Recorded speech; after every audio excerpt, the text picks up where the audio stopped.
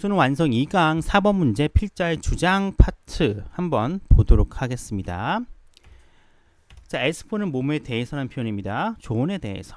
어떤 조언이냐? 당신이 말했던 것을 말해봐 라고 하는 조언에 대해서 핵심 요소는요, 표현입니다.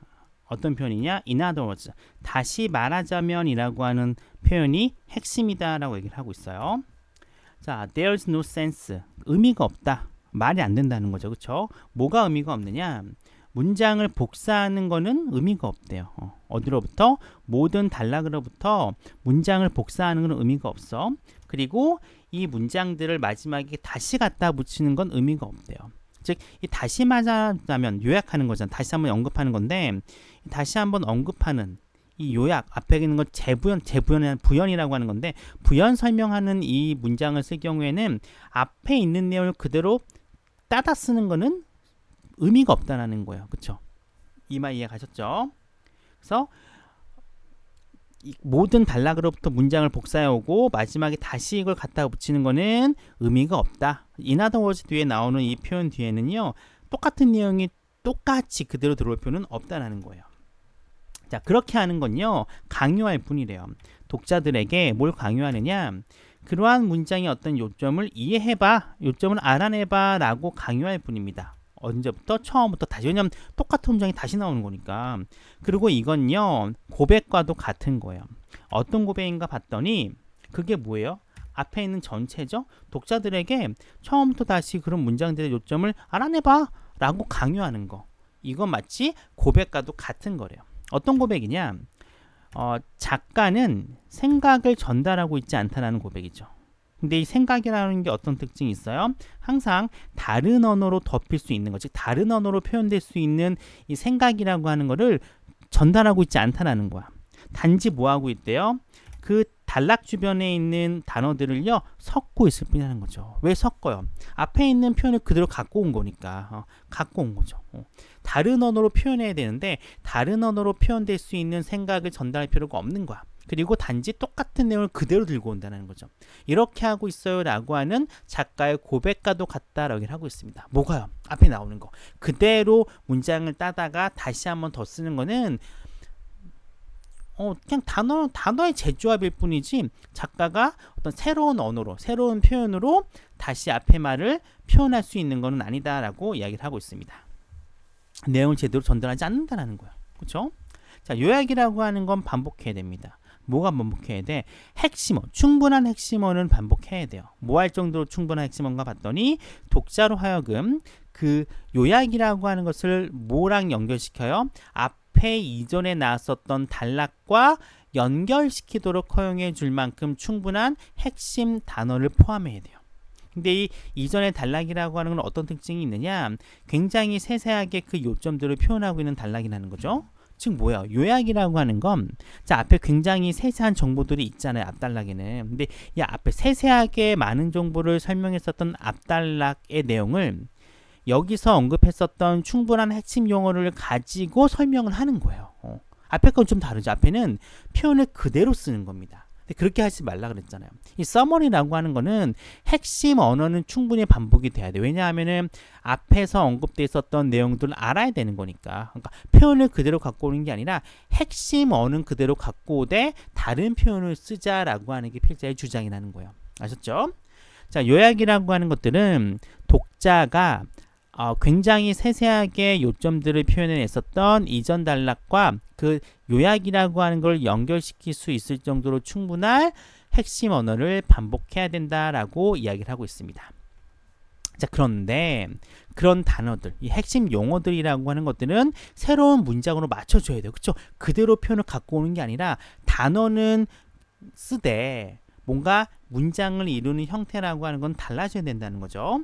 이런 충분한 핵심 용어들은요, 새로운 문장 안으로 맞춰줘야 되는데 이 새로운 문장이라고 하는 게 어떤 특징이 있나 봤더니 함께 작용을 해요. 뭐로서 작용하느냐? 산문의 일관성 있는 단락으로서 작용을 해요. 그 자체로. 그렇죠?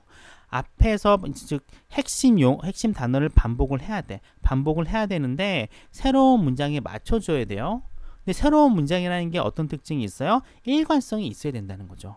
즉 전체적인 필자가 말하고 싶은 어떤 메인 포인트가 있겠죠. 거기에는 딱 들어맞춰야 된다는 겁니다. 당연한 얘기죠. 왜냐하면 요약하는 거니까. 핵심어는 당연히 들어가야 되고요. 필자가 말하고자 하는 바에서는 핀트가 어긋나서는 안 된다라고 이야기를 하고 있어요. 요약이라고 하는 것은 뭐가 돼야 돼요? 자립적이어야 됩니다. 마치 이런 자료들, 어떤 자료예요? 요약되어지고 있는 자료가 결코 존재했던 적이 없었던 것처럼 자립적이어야 된다라고 이야기를 하고 있습니다. 지금 뭐예요? 핵심 용어가 반복이 돼요. 하지만 새로운 문장이어야 된다는 거예요. 그래서 이 문장을 우리가 본 적이 없던 것처럼 그렇게 자립적인 내용으로 꾸며야 되되 일관성은 지켜야 된다라고 필자는 이야기하고 있습니다.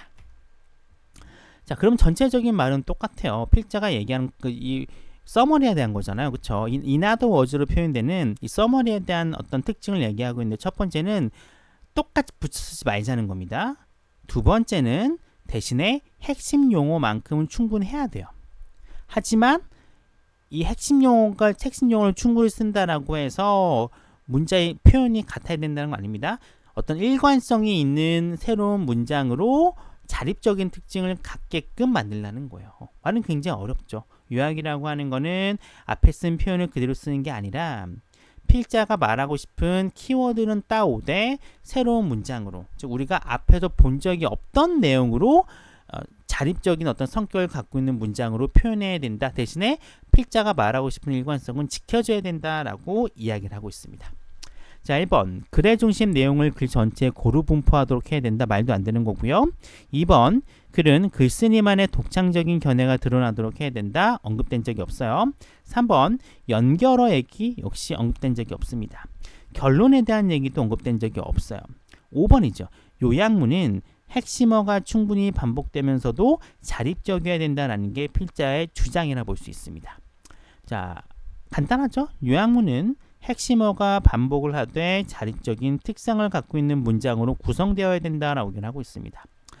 이게 평가원이 좋아하는 내용이긴 해요. 평가원은 기본적으로 글쓰기, 언어, 철학, 그리고 교육 이런 내용 굉장히 좋아하는데 주제라고 하는 면에 있어서 굉장히 좋죠. 요약문을 만드는 어떤 특징에 대해서 얘기를 하고 있으니까. 그런데 이 글의 소재가 좋은 건 별도로 하고 요 지문이 과연 우리가 흔히 알 수 있는 연계 포인트, 어법, 어휘, 문장 삽입, 글의 순서, 빈칸 추론, 그리고 글의 통일성 이 6가지 문제 유형으로 문제가 연계가 되는데 문법과 글의 통일성은 모든 문장, 모든 지문에 가능하니까 빼고요. 우리가 고려해야 될 포인트는 어휘랑 문장 삽입이랑 글의 순서랑 빈칸 추론인데 이 4가지 유형의 4개에 적합하냐 알 필요가 있어요.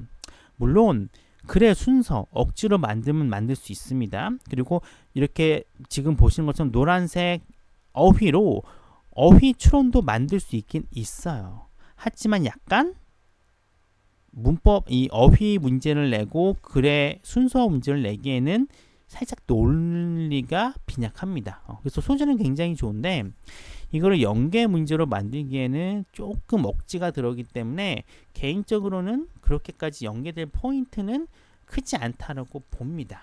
근데 혹시 모르니까 한 번 정도는 읽어볼 필요는 있을 거라 생각이 들어요.